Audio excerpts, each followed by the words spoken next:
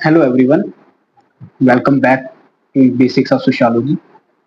आज का जो हमारा टॉपिक है वो है रूरल सोशल प्रॉब्लम। आज हम इसी के बारे में डिस्कस करेंगे, इसी के बारे में पढ़ेंगे कि क्या है रूरल सोशल प्रॉब्लम। तो मैंने आपको पहले पिछले टॉपिक में थोड़ा रूरल सोसाइटी के बारे में बताया कि रूरल सोसाइटी क्या है। जिसने नहीं देखा है तो वो लेक्चर जरूर देखना। और सिंपली अगर मैं रूरल सोसाइटी की बात करूं तो ये जुड़ा होता है हमारा किससे, एग्रीकल्चर से रिलेटेड है रूरल सोसाइटी। और रूरल सोसाइटी जैसे क्लोज कम्युनिटी रिलेशनशिप आपको देखने को मिलता है, ट्रेडिशनल वैल्यूज देखने को मिलता है ना। इनके ये सारी चीजें और उसी सोसाइटी की बात करता है, उसी सोसाइटी को ध्यान में रखते हुए जहां आपको क्लोज कम्युनिटी रिलेशनशिप देखने को मिलते हैं, एग्रीकल्चर सिस्टम देखने को मिलता है, ट्रेडिशनल वैल्यूज देखने को मिलता है, वो जुड़ा होता है हमारा रूरल सोसाइटी से। और उसी रूरल सोसाइटीज में, उसी विलेजेस में वो बहुत सी फेस करते हैं, बहुत सी प्रॉब्लम्स, चाहे वो सोशली हो, चाहे इकोनॉमिकली हो, चाहे कल्चरली हो। वो चैलेंज जो उनको अफेक्ट करते हैं उनकी क्वालिटी ऑफ लाइफ को, उसकी बात करते हैं। उनको जो चैलेंजेस फेस करते हैं, वो जो इफेक्ट होता है उसको बोलते हैं रूरल सोशल प्रॉब्लम। ठीक है। The condition of Indian villages is not good. ये आपको पता है कि विलेजेस की जो कंडीशंस है, जो सिचुएशंस है, वो उतनी अच्छी नहीं है। There is a particular image of Indian villages that there is poverty, hunger, disorganization over there. It is a quite difficult. It is a quite difficult to live in villages as there is a lack of education, utter ignorance, unemployment, superstitions etcetera. ये सारी चीजें आपको कहीं ना कहीं आपको कहाँ देखने को मिलता है, आपको रूरल सोसाइटीज में देखने को मिलती है। पोवर्टी, हंगर, डिसऑर्गेनाइजेशन, है ना। डिसऑर्गेनाइजेशन मीन्स जिसमें आपको लैक ऑफ ऑर्डर देखने को मिलता है या उधर का प्रॉपर कोई अरेंजमेंट नहीं देखने को मिलता है। ठीक, ये सारी चीजें आपको विलेजेस में देखने को मिलती है। तो ये डिफिकल्ट हो जाता है, it is quite difficult to live in villages, है ना। As a lack of education, utter ignorance की बात कर रहे हैं ना, उसमें से ही आपको कंप्लीट जो है वो चीजें नहीं मिल रही है, कंप्लीटली इग्नोरेंस मिल रहा है, अनएम्प्लॉयमेंट मिल रही है, सुपरस्टिशियस लोग हैं ज्यादा। तो ये सारी कहीं ना कहीं आपको प्रॉब्लम्स देखने को मिलती है और मुश्किल हो जाता है वहां पे सरवाइव करना या रहना। मेजर प्रॉब्लम्स अगर रूरल एरियाज की बात करें, मैंने तीन चार चार तरह के कैरेक्टरिस्टिक्स बताए हैं, चार तरह के उसको एस्पेक्ट्स बताए हैं आपको रूरल सोशल प्रॉब्लम के रिलेटेड, जो रूरल एरियाज में आपको देखने को मिलती है।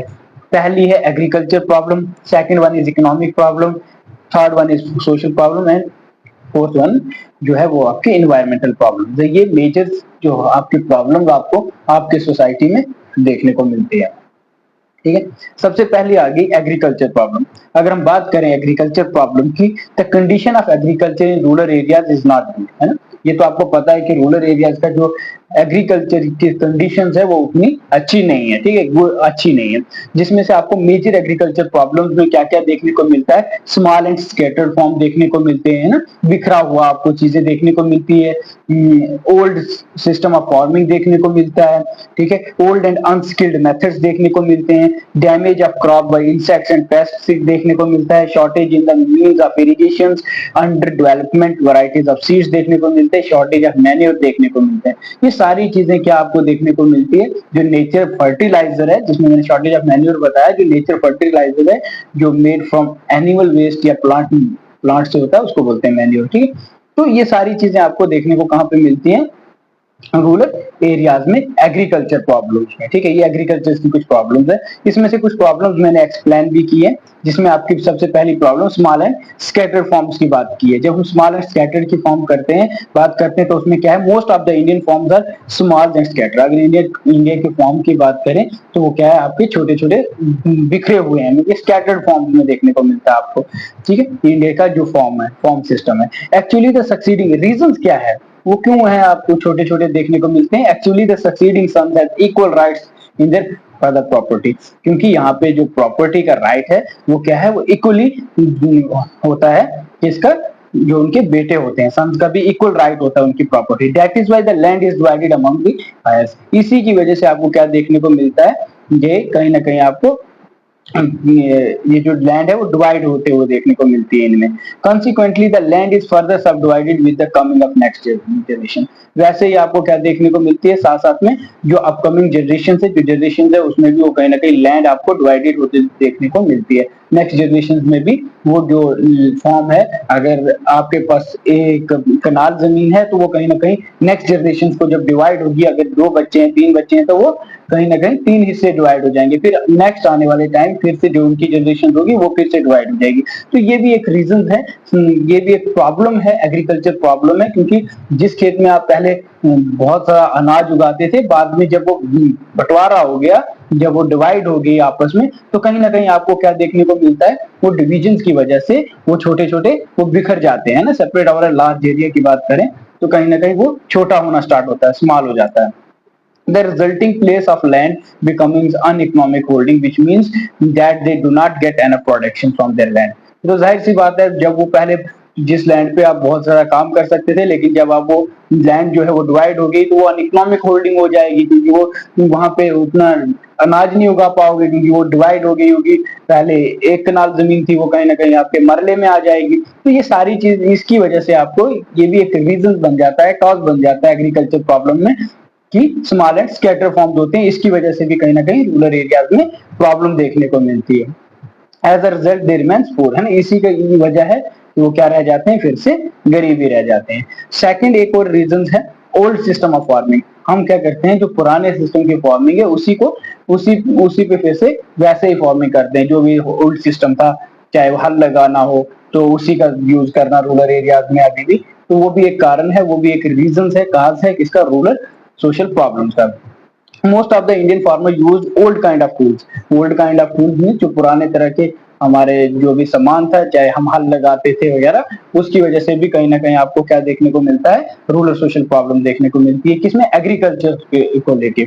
मैंने ऊपर लिखा हुआ है कि एग्रीकल्चर प्रॉब्लम बता रहा हूं मैं। तो most of the Indian farmer use old kind of tools. Modern means of agriculture such as a tractor, sower, mower, combine etcetera have been introduced long ago है, but they are costly and it is not possible for small farmers to buy them। ये तो सही बात है ना, कि ये tractors, ये जो सोवर वाली चाहे मशीन है, जो भी मशीन हैं, इनको वो खरीद नहीं सकते, जिसकी वजह से कहीं ना कहीं आपको क्या देखने को मिलता है कि वो जो स्मॉल फार्मर्स है वो बाई नहीं कर सकते हैं। वो भी एक क्या है, रूरल सोशल प्रॉब्लम है एग्रीकल्चर प्रॉब्लम में, ठीक है। तो so the farmers can not grow more whether they spend a lot of time on farming. कहते तो वो ज्यादा ग्रो नहीं कर सकते, क्योंकि ट्रैक्टर अगर दिन में बहुत से एकड़ों में जमीन लगा सकता है, तो वहीं अगर हल जोतने वाला होगा वो कुछ ही खेत क्या है दिन में जोत सकता है। तो इसकी वजह से कहीं ना कहीं ये भी एक क्या है, जो एग्रीकल्चर प्रॉब्लम्स है, ठीक है।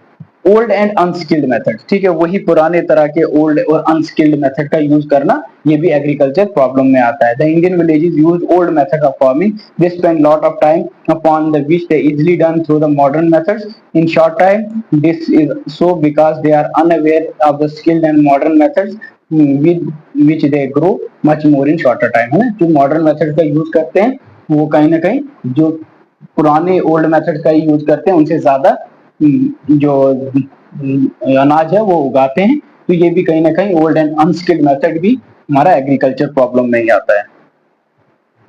नेक्स्ट है आपका इकोनॉमिक प्रॉब्लम। अब इकोनॉमिक भी एक प्रॉब्लम रहती है रूरल सोसाइटीज को लेके, कि इकोनॉमिकली भी वो क्या होते हैं, उतने ज्यादा स्ट्रांग नहीं होते विलेजेस में। तो the most important problem is the economic problem which village face, है ना, कहीं ना कहीं ये भी एक प्रॉब्लम है जो कहीं ना कहीं विलेज के पीपल्स फेस करते हैं। Some of the economic problem are given below, ठीक है, प्रॉब्लम्स को मेंशन की है कि क्या क्या प्रॉब्लम हो सकती है।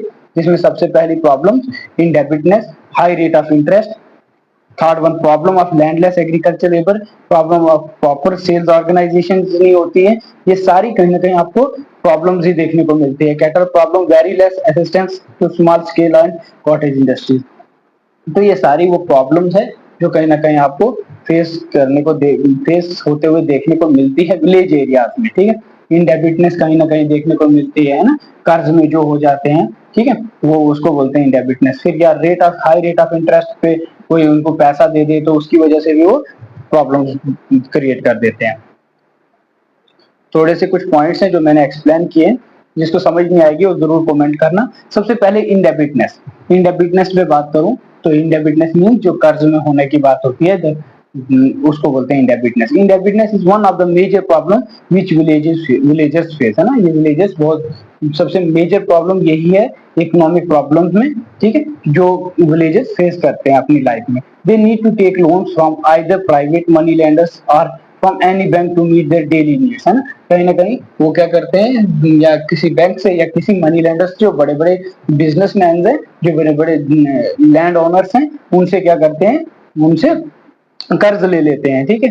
तो कहीं ना कहीं when farmers are unable to pay back their loan, जब वो अपना वो जो लोन है वो वापस नहीं कर पाते, they are displaced from their land, तो कहीं ना कहीं उनकी जो जमीन है वो कौन ले जाता है, जो बड़े बड़े मनी लैंडर्स है, जो लैंडलॉर्ड्स हैं, वो क्या करते हैं, वो इनकी जमीन ही ले जाते हैं। They become landless labour and sometimes many of them commit suicide, ठीक है, वो क्या हो जाते हैं इसकी वजह से, कहीं ना कहीं वो लैंडलेस हो जाते हैं, उनके पास जमीन नहीं बचती, और कभी कहीं आप बहुत से केसेस आपने ऐसे भी सुने होंगे कि फार्मर्स ने सुसाइड कर दिया, ठीक है, तो सुसाइड भी कर देते हैं। तो indebtedness is also one problem और major problem of rural societies, ठीक है, रूरल सोशल प्रॉब्लम, इसमें इकोनॉमिक को लेके।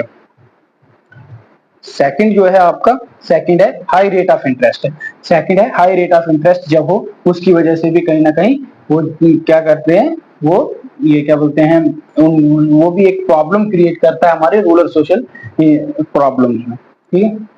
High rate of interest, farmers have to take loan from money lenders, farmers किससे लेते हैं लोन, मनी लैंडर से लेते हैं, और हाई रेट ऑफ इंटरेस्ट पे लेते हैं, ऐसे नहीं, क्योंकि मनी लैंडर्स जो उनको देते हैं, आपने ये बहुत से केसेस सुने होंगे अभी भी विलेजेस में, वो बैंक वगैरह लोन बहुत कम लेते हैं, वहीं मनी लैंडर से ले लेते हैं, मनी लैंडर्स उनको कुछ रेट, और कुछ रेट नहीं, हाई रेट ऑफ इंटरेस्ट पे उनको लोन दे देता है, उनसे फिर डॉक्यूमेंट्री साइन हो जाते हैं कि अगर आप ये पे नहीं कर पाए तो हम आपकी जमीन ले जाएंगे, या ऐसे जैसे, क्योंकि जो गरीब लोग हैं, जो जिनके पास छोटे छोटे स्मॉल फार्मर्स है, वो लोन ही लेके कहीं ना कहीं जमीन को लगाते हैं, तो मनी लैंडर्स इसका फायदा उठा लेते हैं, वो हाई रेट ऑफ इंटरेस्ट पे क्या करते हैं, उनको लोन दे देते हैं। तो farmers have to take loan from money lenders on high rate of interest, the interest rates are very high that the farmers are even unable to pay the interest and principal amount remains at it, वो खाली ही उसका interest ही पे कर पाते हैं, जो principal amount होता है वो उनका वैसे ही रह जाता है। Means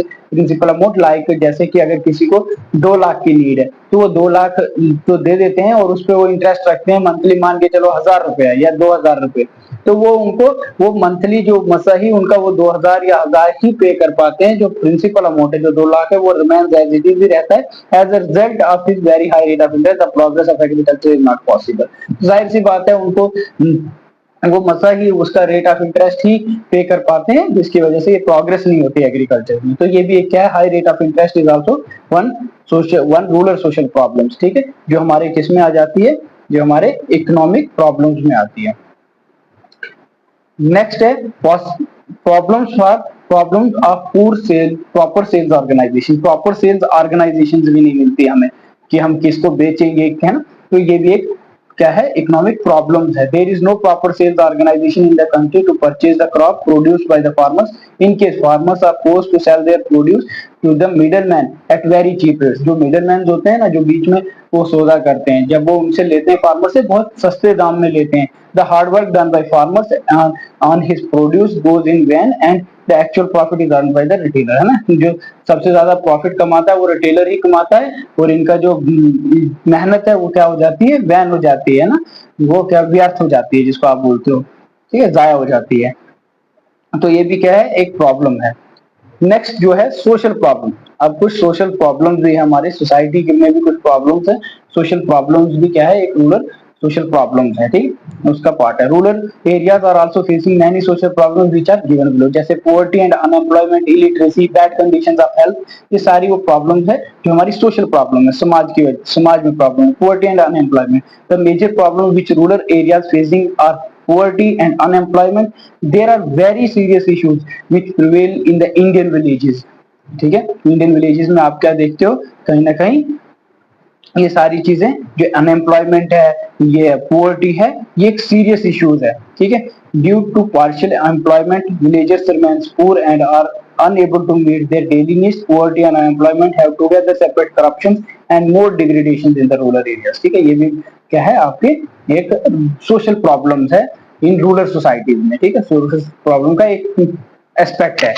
Second one is illiteracy. Poverty and unemployment is also in one part, and other one is illiteracy. क्योंकि वहां पे लोग क्या होते हैं, इलिटरेट होते हैं ना, अनपढ़ होते हैं. Around 68% of Indian population lies in rural area. ये सबको पता है. Around 74% of total population is illiterate. अगर हम पूरी इंडिया की पॉपुलेशन की बात करें तो उसमें 74% जो पॉपुलेशन है वो लिटरेट है, लेकिन उसमें से और पूरी पॉपुलेशन में से 68% जो है वो हमारी रूरल एरियाज में रहती है. So the Indian villages are also facing another serious problem of illiteracy. Illiteracy is also one of social problem in rural areas. ठीक है, तो बैड कंडीशंस ऑफ हेल्थ की बात करें तो country can develop only if citizens are healthy, but even on this front situation is quite grim in rural areas as compared to western countries. Birth rate and death rate is very high. The average age life expectancy is quite less in rural areas. तो ये जाहिर सी बात है, आपको पता है rural areas में कहाँ डॉक्टर्स ही मिलते हैं, तो ये इसको समझाने की नीड ही नहीं है, ये आप खुद से भी समझ जाओगे कि ये रूरल सोशल प्रॉब्लम है, बैड कंडीशंस ऑफ हेल्थ. क्योंकि वहाँ पे डॉक्टर्स नहीं होते हैं रूरल एरियाज में, वहाँ छोटी छोटी डिस्पेंसरीज होती हैं, फिलहाल वहाँ डॉक्टर ही नहीं होता, कोई होगा भी तो वो उतना बड़ा इलाज कर ही नहीं सकता. तो इसकी वजह से भी आप ये भी एक क्या है रूरल सोशल प्रॉब्लम देखने को मिलता है. उसके बाद आता है आपका इन्वायरमेंटल प्रॉब्लम. एक और है आपका, एक और प्रॉब्लम आप देखते हो वो है इन्वायरमेंटल प्रॉब्लम, जिसमें आपके rural area also facing many environmental problem which are given below. ठीक है, जिसमें आपको क्या देखने को मिलता है, लैक ऑफ ड्रेनेज फैसिलिटीज. कहीं ना कहीं ये भी आपको प्रॉब्लम देखने को मिलती है जो आपके एनवायरनमेंट में प्रॉब्लम.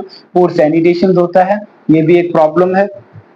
उसके बाद होता है conversion of home land to housing land. ये भी जाहिर सी बात है, जब आपकी जो होम लैंड है जिसपे आप एग्रीकल्चर कर रहे हो, कहीं ना कहीं वो हाउसिंग लैंड बन जाती है, जो वहां पे लोग घर बनाना स्टार्ट कर देते हैं. तो ये भी एक क्या है प्रॉब्लम्स है. Indiscriminate use of pesticides and fertilisers. इसकी वजह से भी कहीं ना कहीं आपको क्या है, अगर आप ज्यादा इन चीजों का या एक्सेस में यूज करते हो तो वो भी एक क्या है इन्वायरमेंटल प्रॉब्लम्स है. Salination, desertification and degradation of lands, ये भी एक इन्वायरमेंटल प्रॉब्लम है. ठीक है, और मैंने कुछ पॉइंट्स जो है वो एक्सप्लेन भी किए हैं, वो भी हम देख लेंगे. ठीक है, सबसे पहले लैक ऑफ ड्रेनेज फैसिलिटीज. अगर मैं ड्रेनेज फैसिलिटीज की बात करूं तो उसकी लैक होने की वजह से भी आपको क्या देखने को मिलता है, कहीं ना कहीं प्रॉब्लम देखने को मिलती है हमारे इन्वायरमेंटल में. ठीक है, lack of drainage facilities and open defecation make the rural areas filthy and unhygienic, which directly or indirectly help in separating the number of diseases. ये तो जाहिर सी बात है, जब लैक ऑफ ड्रेनेज सिस्टम होगा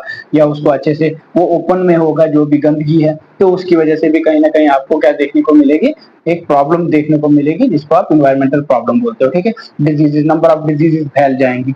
Poor sanitation, because of the illiteracy and poverty of the people in rural areas, they do not know the importance of sanitation and hygiene, such as ignorance causes environmental pollution, leading to breakout of the numbers of epidemics like cholera, typhoid. ऐसी जैसी बीमारियां आपको देखने को मिलती है due to poor sanitation. ठीक है, तो sanitation तो आपको पता ही है क्या होता है ना, measures to keep places clean and healthy. Simply अगर आपको एक लाइन में याद रखना है तो यही है. उसके बाद आता है एक और कंसेप्ट है salination, desertification and degradation of lands, है ना. इसकी वजह से भी आपको कहीं ना कहीं एक प्रॉब्लम देखने को मिलती है, उसको बोलते हैं हम इन्वायरमेंटल प्रॉब्लम. ठीक, तो द और cultivation of homeland in rural areas are misuse of water meant for irrigation lead to salination, desertification and land degradation. कहीं ना कहीं जब आप ये देखते हो कि उस किसी भी फॉर्म लैंड में कहीं कहीं फार्मर क्या करता है, उसका मिसयूज कर देता है. इरिगेशन मींस के आप एक किस्म का एक्सेस में उसका झूठ मूठ का यूज कर देते हो. वाटर का ही इरिगेशन अगर आपको करना है तो आप उसमें एक्सेस का पानी डाल दोगे, तो वो भी कहीं ना कहीं आपको क्या करेगा, वो एक इन्वायरमेंटल प्रॉब्लम क्रिएट कर देगा.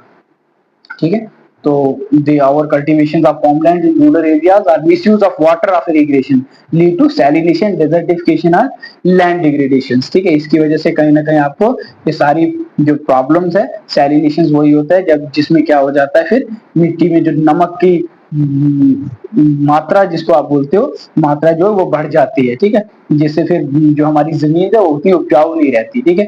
डिजर्टिफिकेशन, तो जब भूमि ही डेजर्ट टाइप बन जाएगी, है ना, जो हमारी उपजाऊ जमीन है वो धीरे धीरे बंजर होना या रेगिस्तान जैसा आपको भूमि या जो आपकी जमीन है वो उसमें बदल जाएगी, तो वो डेजर्टिफिकेशन होता है, वो लैंड डिग्रेडेशन, तो आपको पता है जो होता है, तो वो इजी है।